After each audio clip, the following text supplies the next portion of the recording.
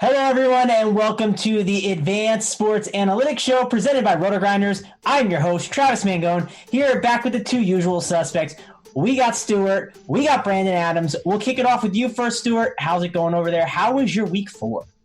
Week 4 is good. I had the best week of 2019 so far for me, cash and tournament. So excited about that. And yeah, man, I mean, October is like the best sports month of the year. I'm super excited for baseball playoffs starting up. I'm a big Astros fan, and I think they might have the juice this year again. And basketball starting mid-month, and yeah, just looking forward to the fall and getting those Power 3 sports going all at the same time.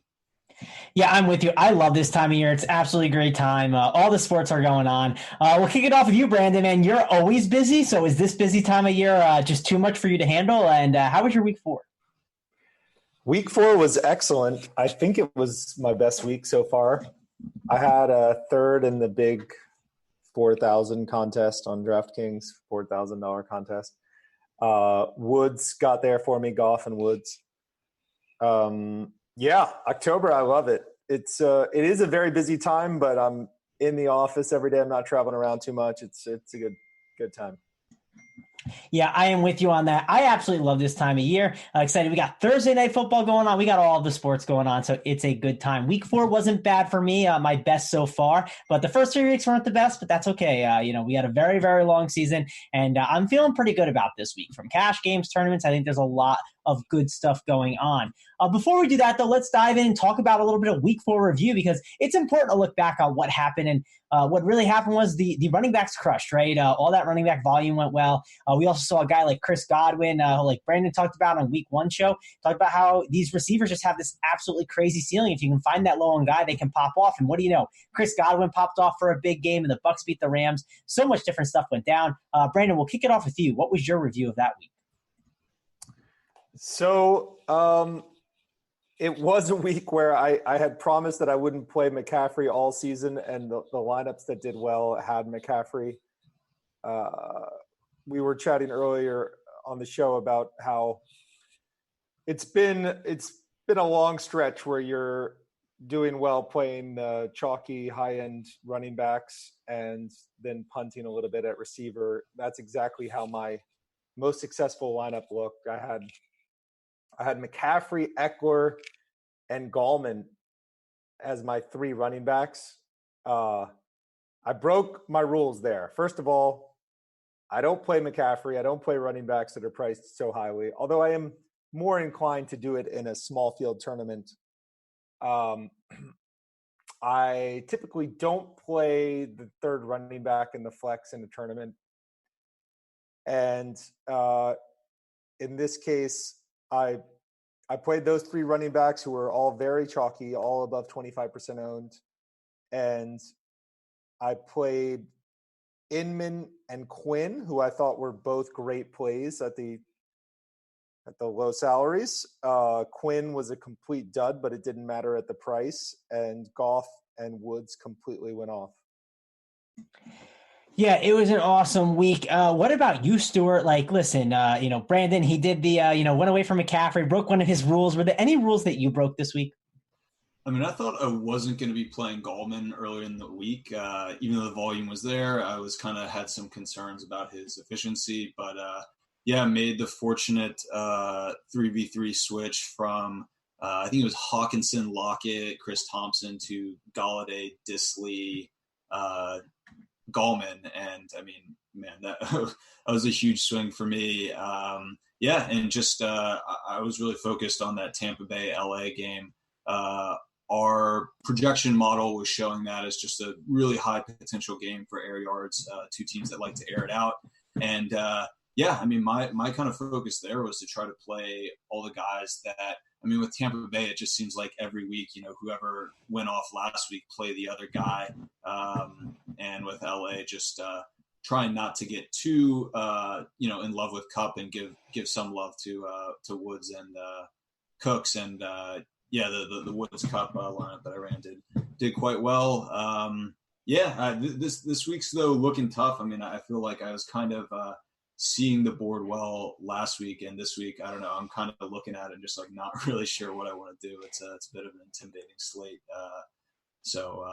Yeah, we'll see what we can flush out throughout the show. Listen, Stewart, you sound like you have it all figured out with the Bucks. So tell me when the OJ Howard week is happening, because so I was trying to make it happen as well, and unfortunately did Howard with my Cup Woods lineup and Godwin with my Cooks Cup lineup. So yeah, I kind of still wasn't quite on it, but yeah, man, I don't know. I thought there was a chance for it last week, and still didn't happen. So I don't know. I'm not sure if I'm going to hold my breath for too much longer to wait for that week to happen. But, Travis, you look like you play a little bit of season long. It's pretty insane how the fashionable season long players have been complete duds in DFS.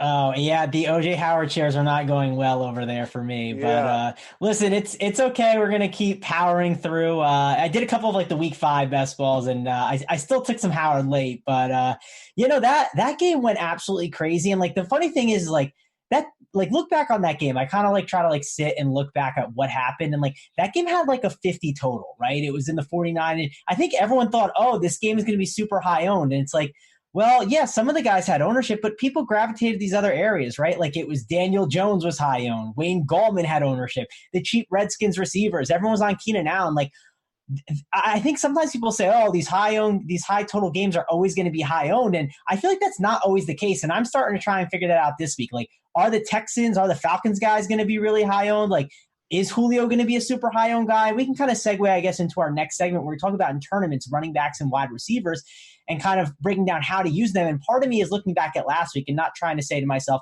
let me do what just happened last week and it'll work, right? Let me stack up Julio and Hopkins in that high total game and it'll work out. And looking at last week, I feel like people are going to play running back. So I'm thinking those two guys may be lower owned. Maybe I'm crazy. I haven't looked at too much ownership because I try not to look at it too early in the week. But I'll kick it off with you first, Stewart. The high-end receivers, right? Are we going to get this week's high-end receivers a little bit lower? And like from a tournament perspective, like, should we be basically attacking those receivers in those high total games because there's just so much shootout potential? Yeah, I mean, I wonder if like people get at receiver like some paralysis by analysis where, like with running back, right, the volume's pretty predictable. For the most part, which running backs are going to get the touches, but a receiver, like you don't. Kind of as a team, there might be a certain amount of air yards volume that will be divvied up, but especially like LA, I think in particular is a team where it's just like some people don't.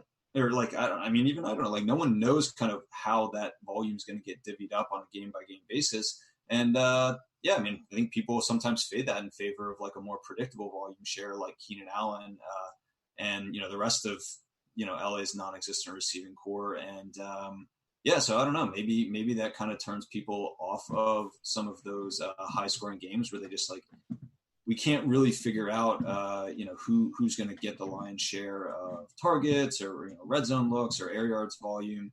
And I don't know. I mean, I think rather than just like avoid those games, the approach is probably to just like sprinkle in mixes of those receiving cores with the quarterbacks you like. I certainly won't be off of Houston and Atlanta this week. I think that's just clearly like the top game from kind of a shootout perspective. So yeah, I don't know. I mean, it's a good point. Like you're right. I mean, Godwin was like what, less than a percentage point owned. Like, I mean, that's crazy. And I don't know. It does seem like a position that we can attack as we're running back. Maybe just best to stick with what people are doing most, kind of going to value. Yeah, so this is like the thing, like, and I just pulled up ownership just to check that we have here on RotoGrinders, and like the highest receiver right now that we have currently on DraftKings, it's Keenan Allen at 28.2%, which makes sense, right? All the volume he's seeing. We're not worried about Chris Harris Jr. being in the slot too that much because he hasn't been playing there all season long. Then we have Michael Thomas at 19.4%. I mean, he's just too cheap at 6.6K, right, against the Bucs. So that makes a ton of sense because they're kind of a funnel pass D. Then you got Larry Fitzgerald with how banged up they are against the Bengals, 24.9%. You finally get the Hopkins and Julio where they're at 11% and 9%. Like, Brandon, you talked about this in week 1, how these high-end receivers just have ceilings that guys like McCaffrey, guys like Barkley and Elliott, they just can't reach that ceiling like these other guys can. So what do you think about the high-end receivers? Are you still paying up for those guys? And are you fading McCaffrey again this week? Because the people got to know after last week. Oh, yeah, definitely fading McCaffrey this week. The only case for playing him is that you have some great low-priced wide receivers, guys like Auden Tate. You have some great sort of low-priced air yards guys, and that might get you on the high-end running backs. That's kind of what happened last week. You had Inman and Quinn, the very unusual situation of mid-priced wide receivers that are viable. You have some strong value again on cheap guys this week, which might push you in your builds to have a sprinkling of the McCaffreys of the world, but that's not kind of the way I'm going. I'm going to be going probably like one mid-priced running back, one low-priced running back, and then a few super high-end wide receivers like Keenan, Thomas, Hopkins, Julio. Yeah, and Stewart, let's talk about another situation. A guy like Adam Thielen, for instance. Like we know Stephon Diggs is having some issues right now. We don't know what's going to happen there, and they're going against the Giants. Like I said before, where you can get some of these game stacks more lower on. I don't think anyone's game stacking the Vikings and the Giants, and I could see Thielen getting ownership throughout the week, depending on what happens on Friday, particularly. So, from an ownership perspective, like, what are you kind of doing with the receivers? Like, are you taking shots on guys like Tate? Are you going to take those cheap value plays? Is he someone that's worth fading for you? Because I think he's going to be a very high-owned play. And one of my fears with him is he's a 6'5" guy that's really not that fast. So is he like chalk that you want to play this week? Yeah, I mean, I like Tate. Just the price is very low with John Ross out. I think that opens up some volume for the Cincinnati team against like an Arizona defense that hasn't really been able to stop many people. And yeah, I mean, you're right. Tate is big and slow, but Arizona, has really struggled with tight ends this year. And I don't know, like Tate almost kind of plays like a wide receiver as tight end game. I don't know. I'm not that familiar with him as a player, but the metrics have been there, kind of the volume's been there in recent weeks. And I think that only looks to, ratchet up as John Ross, is out this week. So, yeah, I mean, I think Tate's intriguing. If, Darnold comes back, like Jamison Crowder's price has been falling, and I think he looked really good in sync with Darnold week one. And I think that's kind of one area we could go. But I don't know. I'm actually not like seeing a ton of value outside of like Tate at the really low end kind of price range for receivers. And that's kind of like why I'm saying this is a challenging week for me is like, I think last week there was some good value at running back that allowed you to pay up in the spots you wanted to. And like, I'm kind of having a hard time finding clear value both low at receiver and running back this week. And I'm with you on Thielen. His kind of his air yards metrics are there. He's towards the top of the league in terms of team market share of air yards. And I think ownership could be low on him. I do think kind of the expectation for Thielen as far as like game script goes is Minnesota gets ahead, and Mike Zimmer and that kind of coaching staff has been very run heavy when playing from ahead. We actually just added like a neat little kind of net run and pass tendency of coaching staffs to one of our applications that we'll show off later that shows Minnesota as a team that, will run the ball very heavily when given the opportunity. But I think like in tournaments, you're always kind of trying to have some of your lineups that play for like non-expectation game scripts. And New York can keep that game close. I mean, I think Thielen's a great play.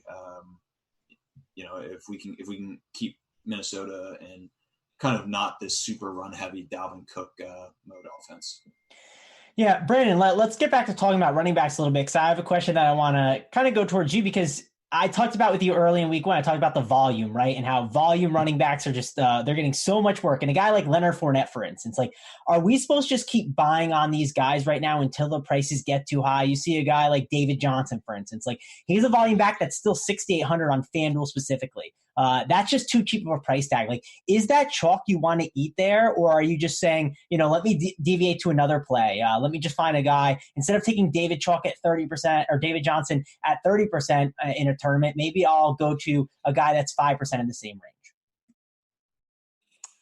Yeah. So it's kind of a long discussion. But But one of the reasons why I like to play the high-priced wide receivers and be a little bit more contrarian than most people at running back is if you look at what the teams actually pay guys, they really pay up for their wide receivers. And there is a tremendous tendency for the top wide receivers this year to be the same as the top wide receivers last year and the top wide receivers a couple years ago. Running back, that's just not the case. I mean, you've been around DFS for a long time. Stewart has followed DFS for a long time. The guys that we think of as the top 5 running backs just have a tremendous amount of variation. Like that list is just varying all the time based on situation and opportunity. And the fact that the teams pay them a lot less than the wide receivers also suggests that it is a lot more a function of what the offensive line is like at that given time, what the opportunity set is, the game plan of the coaches, and less about the individual player. So I'm more comfortable spending up at wide receiver. It's a more repeatable skill set. It's like the top wide receivers repeat in the same way that the top hitters in baseball repeat year after year. We can be confident Trout will be in the top 5 for the next few years, and that's just the way that it is.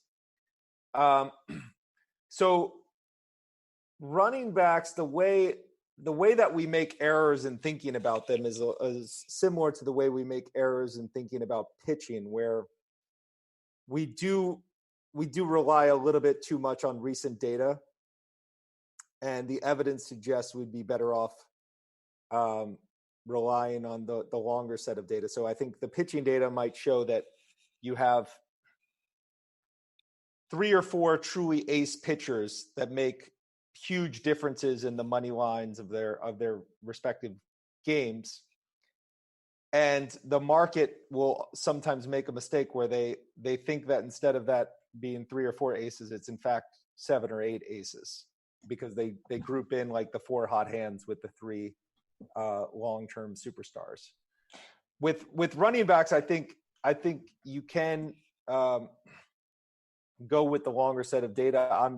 I'm really comfortable this week with a lot of the mid-priced guys that are proven winners. I like David Johnson quite a lot.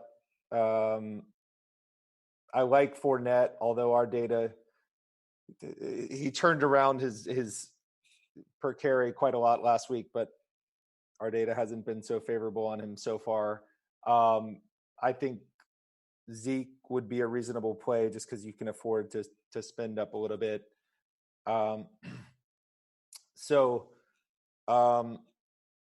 There's a lot of uncertainty about the Chargers situation. I'll have to read a bit more about that, but Eckler has been a strong play so far.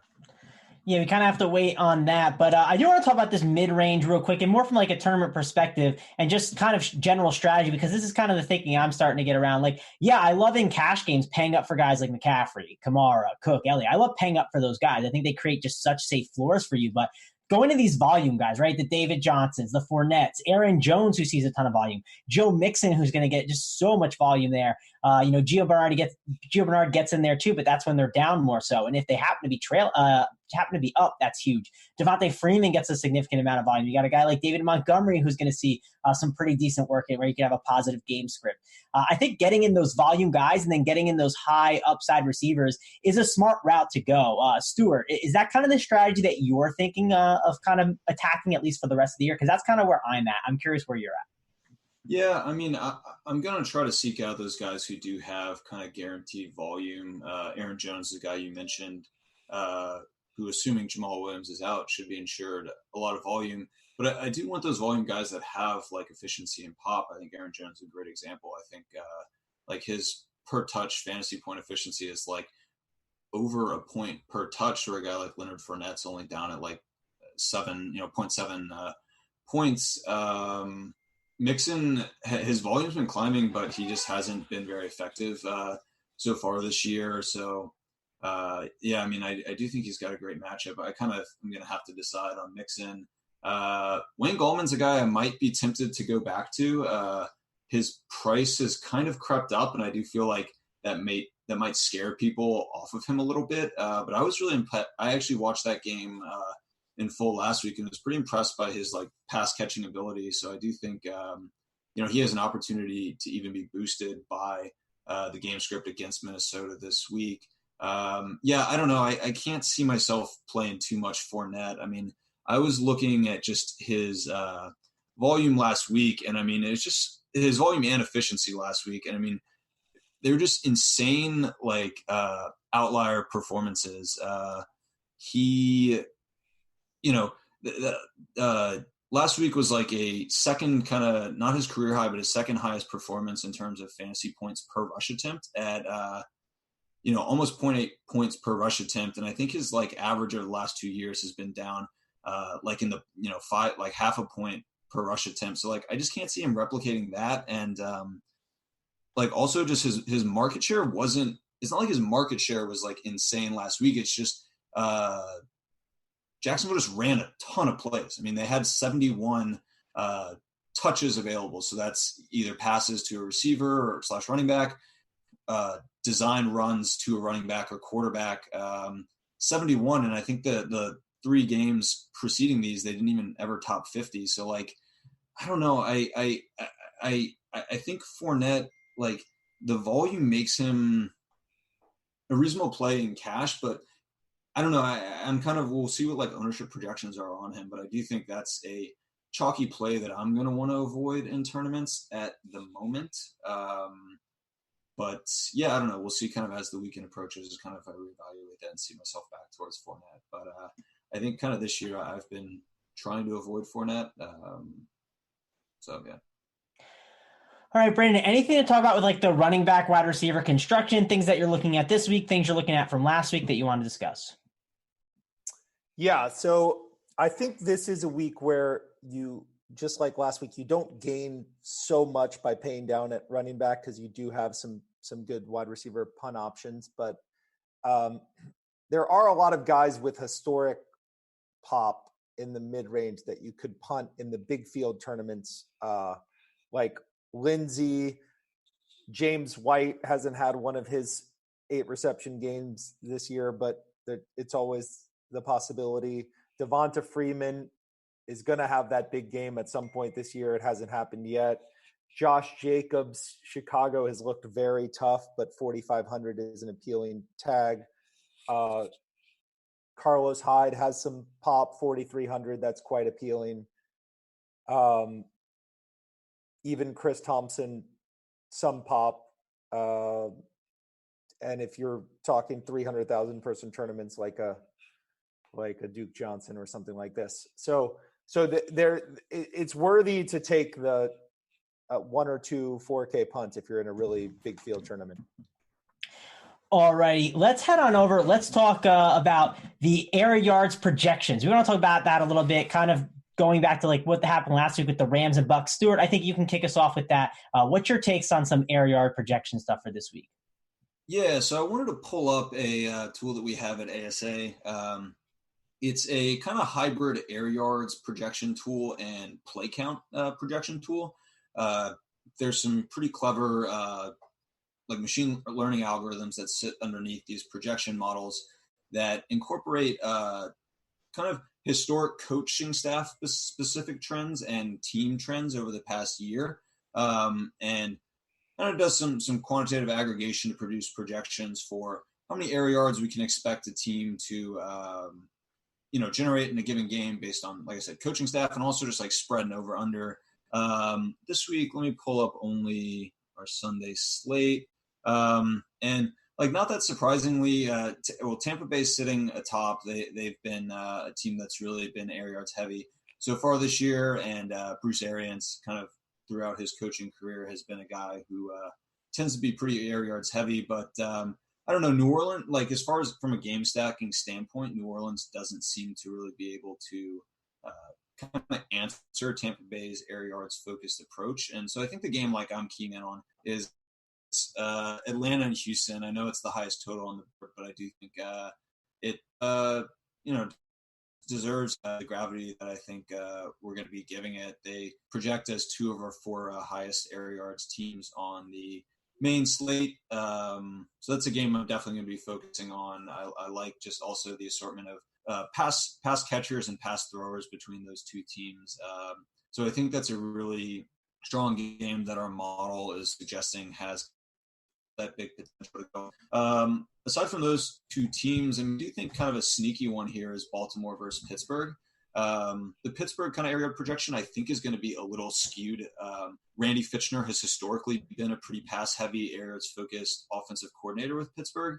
That's obviously with Big Ben as their quarterback, and now with Mason Rudolph, we've actually seen Pittsburgh kind of limit their downfield passing. But I do think Baltimore is like a really intriguing stack, and I do wonder if people are going to be kind of off Lamar Jackson, given he's the most expensive quarterback on the slate.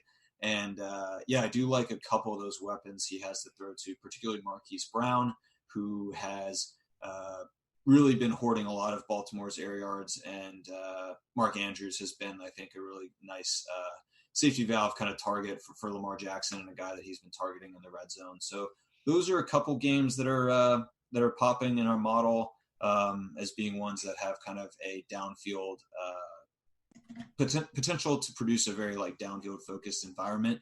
And I don't know, beyond that, like I was looking through kind of our projections as of now, and like there aren't too many other games that are like really stacking up as 2 teams that could really air it out. I mean, sneaky New England and Washington are in there. I do think kind of Washington's projection could be a little biased down if we see Dwayne Haskins instead of Case Keenum, which I assume we will. But yeah, so that's what we're looking at this week. If you guys are interested in checking out this tool, you can view it on the site, and it's got our projections as well as just historic coaching tendencies in terms of how many pass and run plays they're running per game. The ADOT of coaches historically. We just added this new feature, net run play, net pass play, and net air yards play, where we're not only looking at how many air yards or pass plays a coach is running per game, but scaling that to the game script that they're in. So it's scaling based on win probability of each, or win probability when each play is run, yard line, down, yards to go, time remaining on the clock, etc., and trying to tease out like which coaches are kind of running the ball or passing the ball more than we might expect given the game environment that they're in. So I think that's going to be kind of an interesting feature for the tool, and we've now started incorporating that into our air yards and play projection algorithms. So that's kind of what I'm looking at this week. Yeah, I also think Marquise Brown, one of the air yards guys you talked about, he's going to be lower owned. Like the past 2 weeks, he's really burned some people, and prices, not he's in the same price range as Larry Fitzgerald, who's going to be super chalky. So could be a really nice pivot there. Brandon, do you have anything on the air yards projections? Any games that you're looking at that you have any interest? Well, for me, you've got some of the low price guys that sort of have always been there in terms of air yards that have some appeal this week. So somebody like Will Fuller, who's not going to be a popular play and isn't a great equity play. Great tournament guy from an air yards perspective. I will definitely have a good bit of him. Geronimo Allison might be a reasonable play. John Brown is a good play. Cortland Sutton, again, sort of a low equity play and won't be popular, but he's an air yards guy who could get there in one play, and you could see him conceivably having a 30 fantasy point game. Allen Robinson is a reasonable tournament play. And I think you could take some chances on the Carolina guys as well. DJ Moore rates pretty well. Yeah, the one guy that you mentioned that I really like is Will Fuller. Just if you look at his price range, like there's guys in that range where he's just underpriced for what he can do. And like, no one has that ceiling that he has really at that price. That's the thing I love about him. And we're shooting for ceilings, right? You talked about that week one on our first show, like trying to look at ceiling projections and trying to hit those things. And at that price, like the ceiling is there. It's absolutely massive. Anything else you guys want to touch on that, Stewart? Or do you want to head on over and talk about some of our week 5 picks? Yeah, I'm good to go to week 5. Also, not to get into a long tangent, but we were chatting earlier about Minnesota and New York Giants, maybe stacking that game. That's the kind of play maybe I wouldn't make this week because, first of all, Minnesota, they've shown a demonstrated tendency to run this year, which might change, but I would rather just avoid the pass catchers for now. Then also, if you look at the total of that game, which is around 43.5, what we're really looking for this week is the probability of the games scoring over 60 fantasy points or over 65 fantasy points, because that's where the winning lineups are going to come from, just as they did last week. The higher total games, like the Atlanta game, are going to be much, much more likely to get to that level. And in terms of just ability to heat up, you want games with strong quarterbacks, you want games that are close, and you want games that are high totals. So the New England game, it has a high total, but it's not close. So you're not likely to get that back and forth. So this week, you really want to be strongly focused on the Dallas game, the Cincinnati game, and the Atlanta game. And most of your focus is going to be, and then the Tampa Bay, New Orleans. And then most of your focus is properly on those games. And the other games, not to say ignored, but I'll be playing very, very little of the other games. And, you can have a shot, as we said, on a Cortland Sutton. But for me, I won't have a lot of Chargers because Denver, to me, doesn't have a potent enough offense to get that shootout type game with the Chargers. I don't really see that as the game that's going to boil over. Anyway, that's just where I am. Like you say, it's a race against the clock, Brandon, right? There's nothing more tilting than you see a team head into the fourth quarter, they're up 10, and then they're just handing the ball off to their running back all game long. Like, you just instantly lose 25% of the game, it feels like, when that happens. So definitely can be a concern. So I get that. You want those games that are going to go back and forth. And a lot of the games you mentioned definitely do that. Any final thoughts on this subject? You want to move on to the week 5 picks? We can move on. All righty. Let's talk about the picks, guys, because listen, that's why the people are here, right? They want to know who the winners are. And some of the winners this week at quarterback, Stewart, give them to me. Who are the quarterbacks that you really like that you think are going to have massive games? Yeah, well, I think we'll start with that Houston-Atlanta game. I think Deshaun Watson's and Matt Ryan are in great spots. Watson's been, I think, a little underwhelming this year, but that Atlanta defense, I think, is pretty porous, and I like the Houston's ability to get downfield. Do have some concerns about kind of the Texans' offensive line, but I think both those guys are in really good spots. I see myself actually preferring the Atlanta side of, I guess, this quarterback kind of comparison, just on account of price, and I think game script maybe favors Atlanta a little better if Houston kind of gets up and Atlanta's forced to really attempt to push the ball downfield. So those two guys I'm looking at. I don't know. Carson Wentz feels a bit underpriced, but I do have concerns about game flow if Philadelphia is able to get up early. Doug Peterson's not super quick to abandon the passing game, but still have some concerns if Philadelphia is able to put it away pretty quickly. Yeah, listen, Watson and Ryan, those are two guys I'm looking at. I heard some people like talking earlier in the week. I was on a podcast and they're talking Andy Dalton because, like, obviously the Cardinals, right? Like they're good to attack, but I'd rather go up to Matt Ryan at 5,900. I think he is a phenomenal play. We also talk about team totals, right? How important team totals are to quarterback production. That is always very valuable. And Dak Prescott's a guy who's certainly in play, and he's got that rushing upside. Brandon, what's your take on guys like Dak Prescott and Aaron Rodgers, where they can have a huge shootout potential in that game, and some other quarterbacks you're looking at? Sure. So quarterback is really a different position where I'm not afraid to go with the blowout games. I've just looked at historical data, and if you take, say, New England, for example, 28.8 implied total versus 13.8 for Washington. Even though that game's never going to shoot out, it's still possible for Brady to be the QB1 on the week. I'm not necessarily afraid of playing the quarterbacks in the blowouts. I won't really be playing a lot of Brady this week, but you shouldn't necessarily shy away in the high spread games.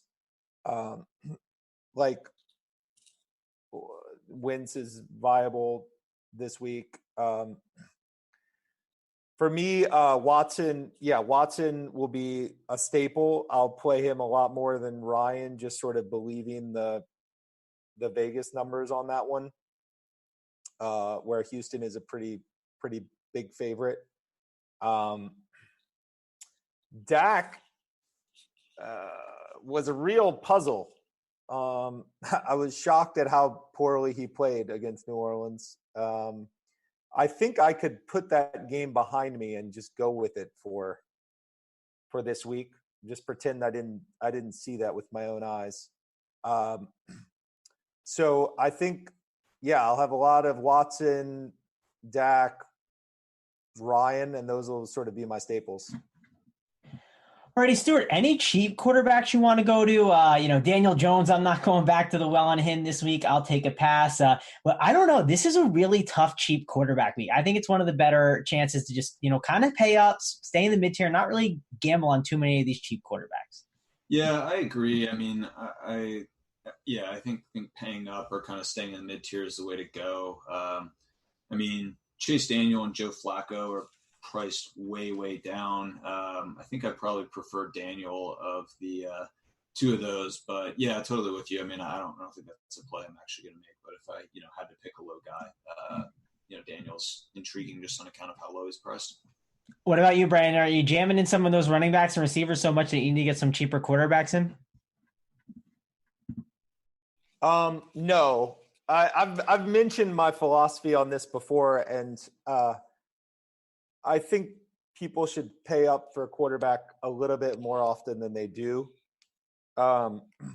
If you look at the long history of DraftKings quarterback production and quarterback pricing, what's happened is that the pricing has both come down over time and the range has condensed. So the top projected quarterbacks are priced more similarly than ever before to the lowest projected quarterbacks. To me, you should be paying for the top projected quarterbacks more than ever before because of that condensed lower pricing. There's a couple of more things that should lead you to play the higher priced quarterbacks. If you look at a good set of projections on a given week, what you'll typically find is that the highest projected fantasy points per dollar are often coming from the quarterback category. That alone suggests that you should be allocating more salary dollars to the quarterback position. So it's not unusual for like the top projected quarterback to be, let's say, high twos per fantasy point, projected fantasy point per salary dollar, whereas no wide receiver is projected that high for the week. That wouldn't be an unusual situation. So naturally, you should allocate more salary dollars to that position. That's a high productivity position. The third and final thing that should lead you to pay up more for quarterback is that if you're going to win a tournament, you need to have wide receiver 1 in your lineup for the week. And you need to have one of the top 3 tight ends. You need to have one of the top 4 running backs. You need to nail certain positions, like wide receiver. You need to nail that. And there are a fair number of weeks where there's some very productive wide receiver or running back where if you don't have that one guy, you can't possibly win. Right? That almost never happens with quarterbacks. Typically, quarterbacks 1 through 4 on the week are clustered fairly tightly in performance.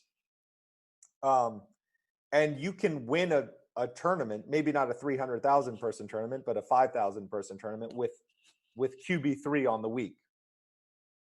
Just because QB3 might only be 3 or 4 fantasy points behind QB1, and you can make that up in plenty of other spots. So I don't know. For me, all this, I'm inclined to pay up for quality quarterbacks. Yeah, I'm with you. I'm starting to get more excited about paying for quarterbacks more. It just depends when the cheap value's there, right? Like a guy like Kyle Allen was really tough to pass up 2 weeks ago. Let's move back on over to the running backs. And at the top, let's start with there, Stewart. Like there are so many good options to go to, right? There are so many good running backs. You got McCaffrey, Kamara, Cook, Elliott. Who's your favorite one of the bunch? And do you think it's a week where it's worth paying up for running backs for sure? Yeah, I mean, I think in cash, I think there's a pretty good chance I'll find myself all the way up to Christian McCaffrey. I mean, as discussed, like the volume is there unquestionably. The per touch efficiency is there unquestionably. So yeah, I mean, I think he's a slam dunk play in cash. In tournaments, I mean, it does limit your ability to get to some of the mid or upper tier receivers that you might want access to. So I think in tournaments, I'll probably be paying more towards the center of the pay scale. Got to see what the news is out of Los Angeles, but I mean, Eckler priced down, $1,300. If Los Angeles isn't ready to just like fully insert Melvin Gordon, I think he's in a really good spot. Also, have you guys seen if Justin Jackson is expected to be out this week? I mean, that's another kind of concern I have. I'd be a little nervous about playing Eckler if he's getting pinched from, RB1 and RB3. But, yeah, I mean, that's kind of an area I'm looking in. And I think, as earlier mentioned, Aaron Jones, with no Jamal Williams, I think is in a really, not the greatest matchup, but I expect the volume to be there. And I think Aaron Jones is like his efficiency per touch has always been there. The concerns have been with his volume. And, with him as the league one back, I really like Aaron Jones a lot. Yeah, Aaron Jones is the guy that's got me pretty excited, especially with no Devontae Adams there, right? They're just going to try and get it to their playmaker more, and his price, no Jamal Williams there. He feels like he could have an absolute blow-up spot there. Brandon, let's go over to you. What are you kind of doing with the running back position? How's it really shaping up for you? I think in the big field tournaments, I'm going to be punting more than most at the running back position. And then in the, say, 2,000-3,000 person fields, I'll be having a lot of variety. I do like Kamara a lot just on the eyeball test and the data. I thought Tampa Bay looked pretty weak. I think he could be in for a really big game. For me at running back, it will be more about the guys that I'm not playing. I will not play Eckler based on Gordon being back and the price being high. As I said, I don't expect that game to truly light it up, so I won't be playing Eckler. I will not be playing Gallman just based on talent. I thought he had a true ceiling week last week, and I don't expect that game to be very fast-paced, so I won't be playing him. I will not be playing Le'Veon Bell. Philly has been very tough against the run, maybe number one against the run. I don't see the upside. I won't play him.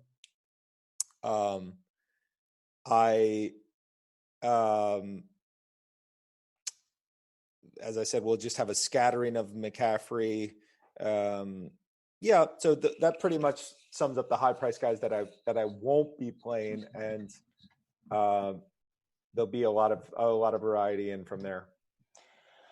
Alrighty. What about, we talked about the mid-tier a little bit with you, Stewart. Let's go back to you, Brandon. Who are the guys you're not playing then in the mid-tier? Because I think that a lot can be won and lost here. I think there are some landmines here. So I'm curious your take on who are some of the guys you don't want to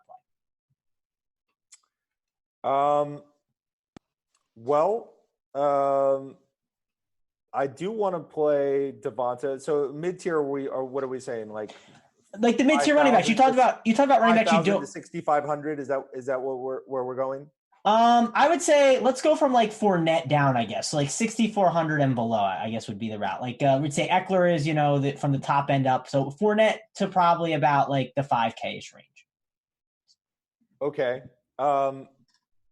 You guys are skeptical about Mixon. I will say Mixon is a strong play. You should play a lot of Mixon. I love Mixon. I think he's a great play. I wasn't skeptical. I think this could be the week he actually finally breaks out, right? Because it's against the Cardinals, and they haven't had a chance to even be in that many competitive games. It feels like. Yeah, same. I agree. I mean, I think he has been slow so far this year, but I think this is kind of a really great week for him to bust out. So with you guys on Mixon, Fournette as well. The difference between Fournette and Mixon sort of historically needs that really strong game script. Fournette is rating pretty high in terms of targets. I think among running backs, he's like somewhere around number 5 for targets. Whereas Mixon is nowhere close to the top 5 for targets, as far just relying on a couple weeks ago data. Fournette is a safe, strong play. Aaron Jones, as mentioned, is a great play. Dalvin Cook's at the high end.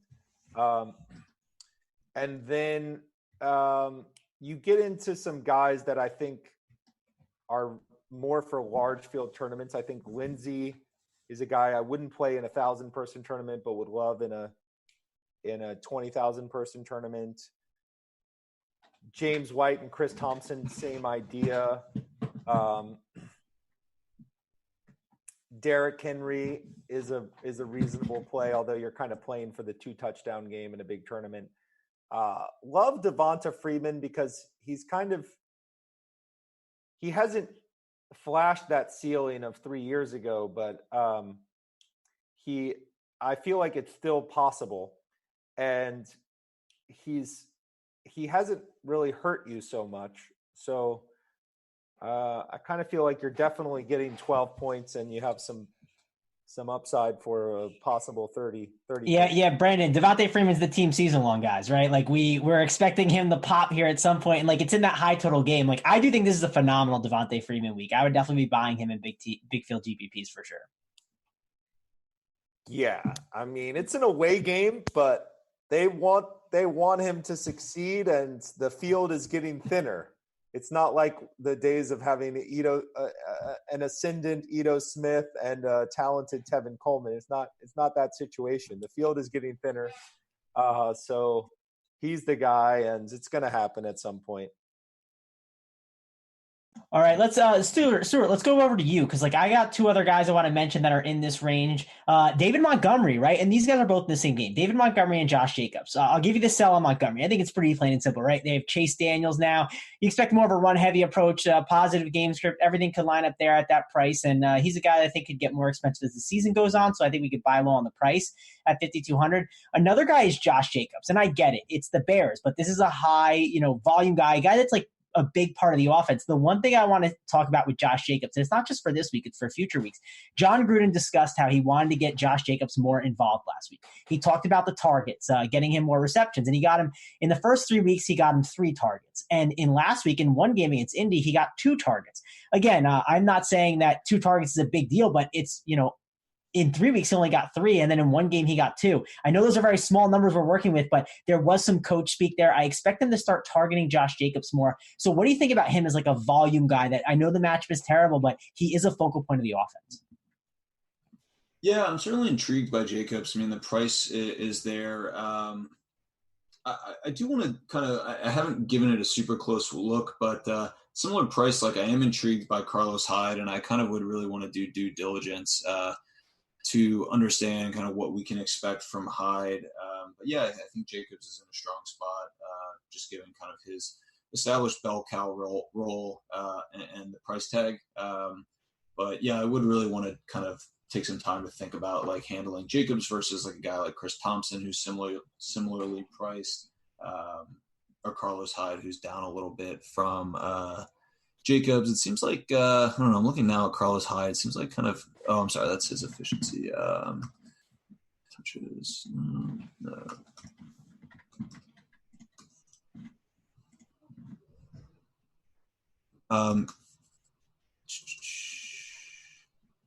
Damn it.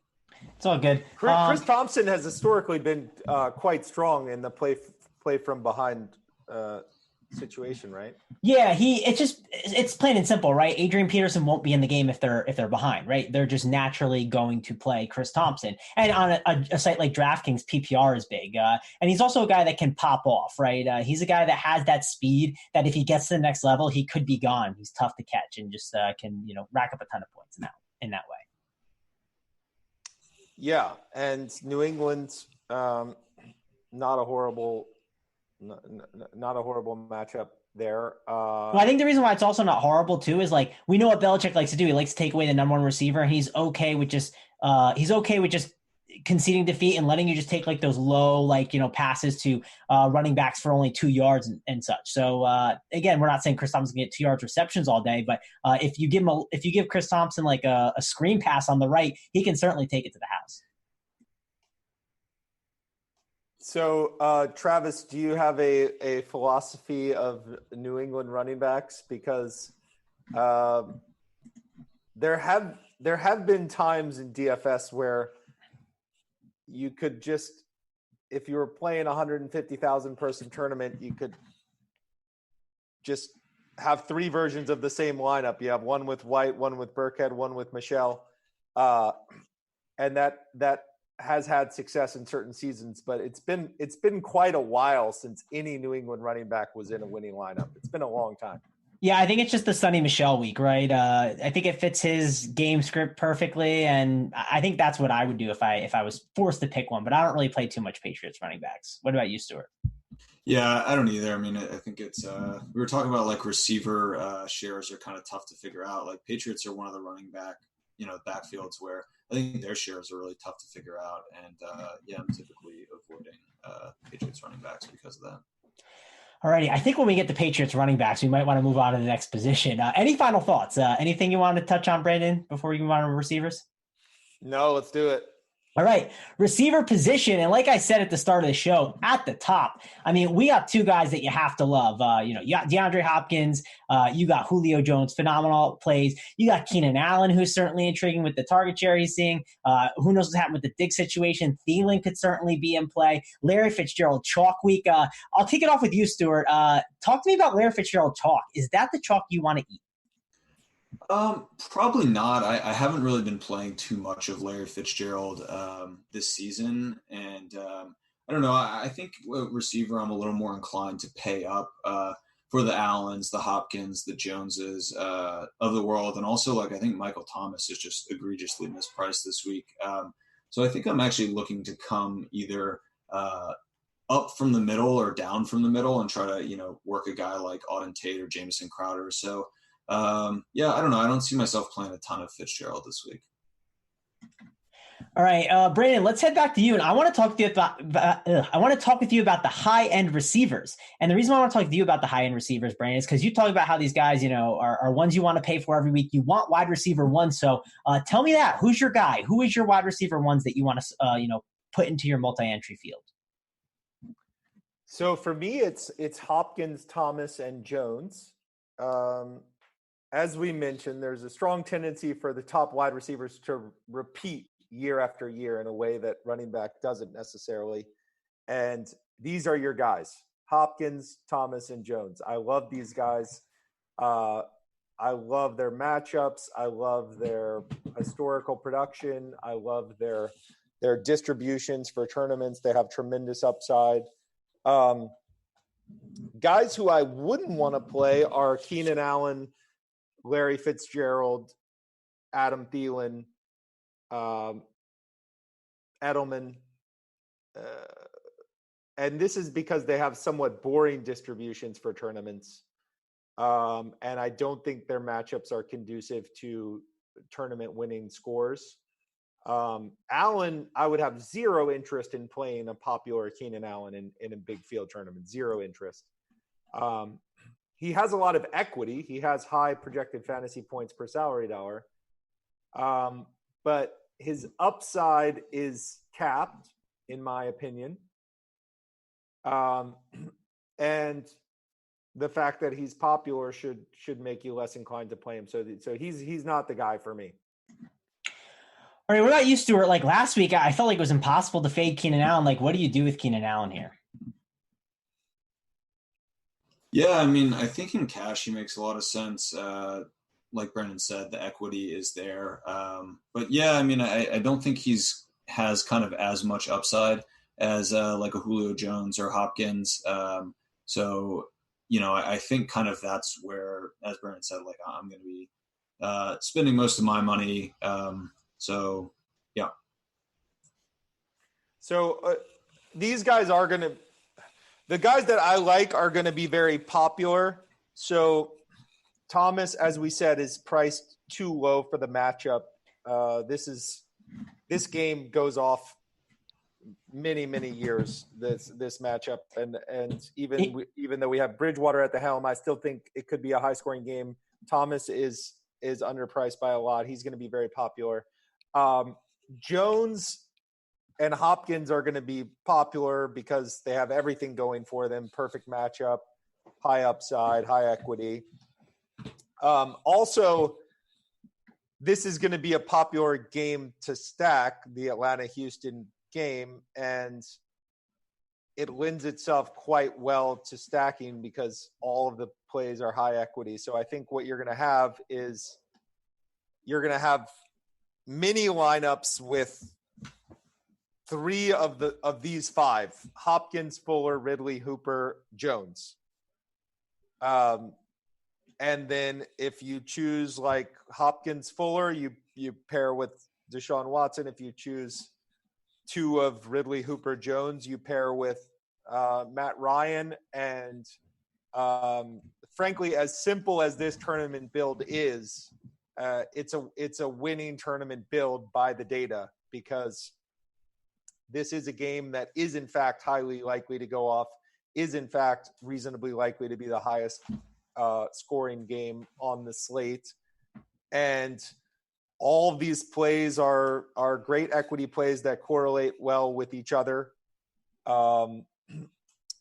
And really, okay, if you think about what you want from your quarterback, a winning tournament quarterback, you basically want 4 touchdowns, 350 to 450 yards. That's kind of what you're playing for.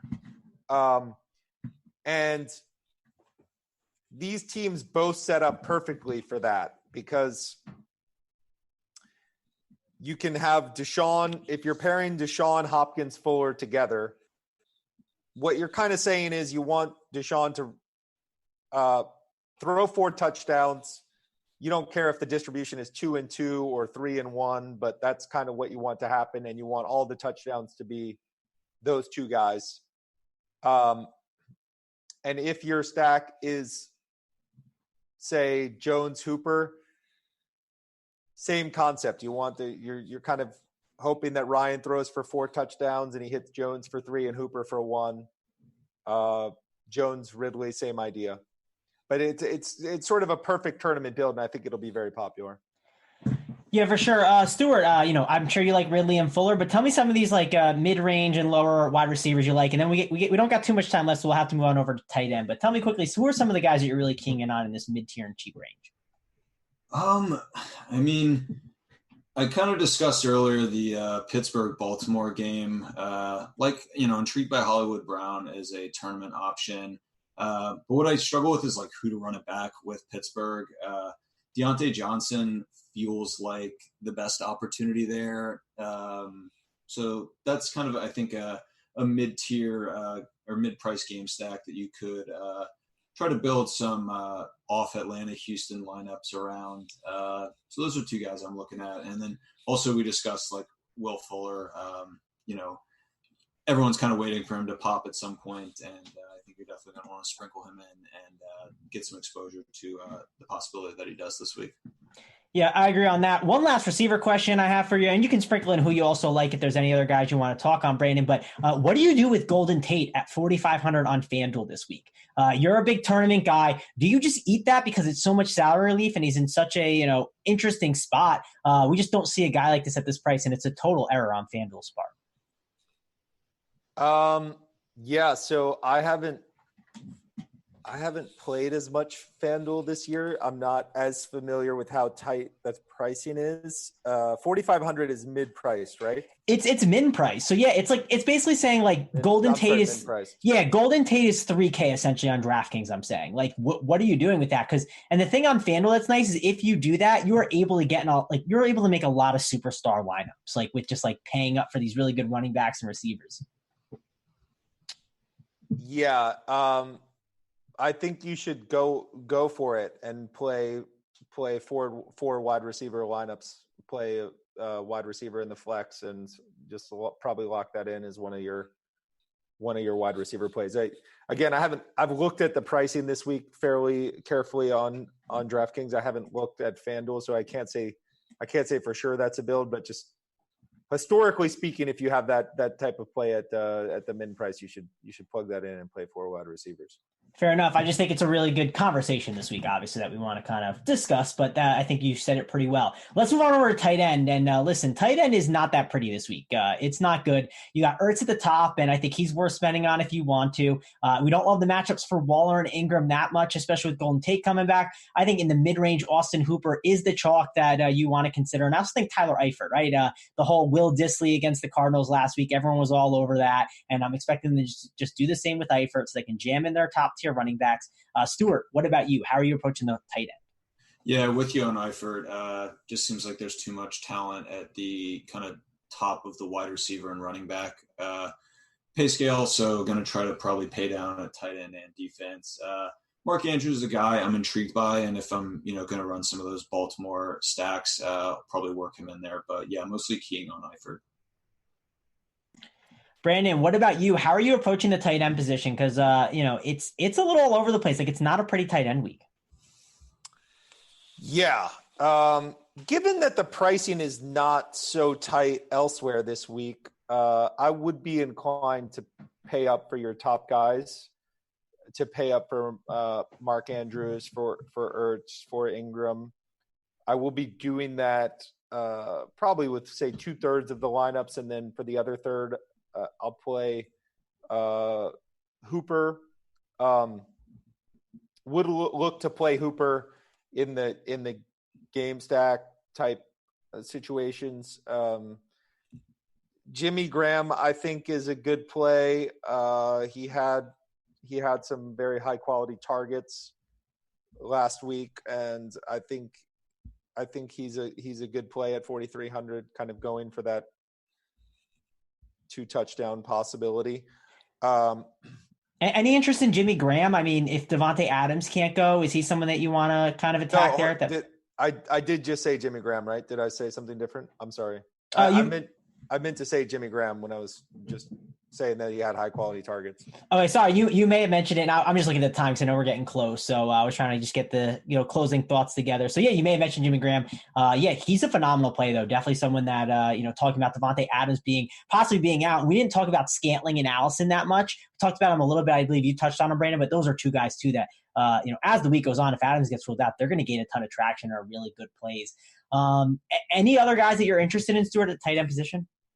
Yeah, no, I like Graham. I haven't given him that much of a look, but yeah, I do think he's an interesting leverage play off Jones as well. If he could, hawk a couple of Jones or a touchdown from Jones, that's an interesting kind of way to get off of Jones and be contrarian there. Yeah, for sure. We got to kind of get on out of here, though. I'll leave you guys with two questions. One, Brandon, you can give us our final thoughts, but before we get to that, gather your thoughts on, a key thing of the slate for the people, Brandon. But Stewart, who are your top three, air yards projection games? You talked about the Rams and Bucks being a great one. I believe you mentioned it earlier, but give it to the people again because people love stacks. And who are three of the air yards games you really think can shoot out? Yeah, so I mean, Houston, Atlanta is way up there. I think they're 2 and 4, if I remember correctly, in our model at the moment. And Baltimore, Pittsburgh also is kind of sneaky up there. So that's another one I'm looking at. And the third, I'm kind of not really remembering any single game that's really clumping together. I mean, Tampa Bay as an island team is projecting for a lot of air yards, and I do think like there is opportunities to run back like Michael Thomas or Kamara. So those are probably like the three I would be looking at: Tampa Bay, New Orleans, Atlanta, Houston, Baltimore, Pitt. Yeah, I think the thing that works with the Saints is you're getting those low ADOT targets from Bridgewater, but that works for Kamara and Thomas because it fits the DraftKings scoring really well, getting all those PPR, eating that throughout up and down the field. Brandon, final thoughts to the slate. Give the people a nugget to take out before they get on out of here. Sure. So I think this sets up nicely as a slate where you can get somewhat creative and play a little bit more variety than you have in previous weeks. Keep in mind also that the Millionaire Maker this week has $100,000 bonus if you get the top combination of QB and pass catcher. So it's worthwhile to take advantage of those 5,000 to 1 odds and try to find that perfect combo. I will be definitely coming up with some very creative builds trying to get there. Also, maybe Stewart and I'll plug some of our past advanced sports analytics research about how to stack properly. But one thing to keep in mind is that you have had a lot of Millionaire Maker builds that stack quite aggressively.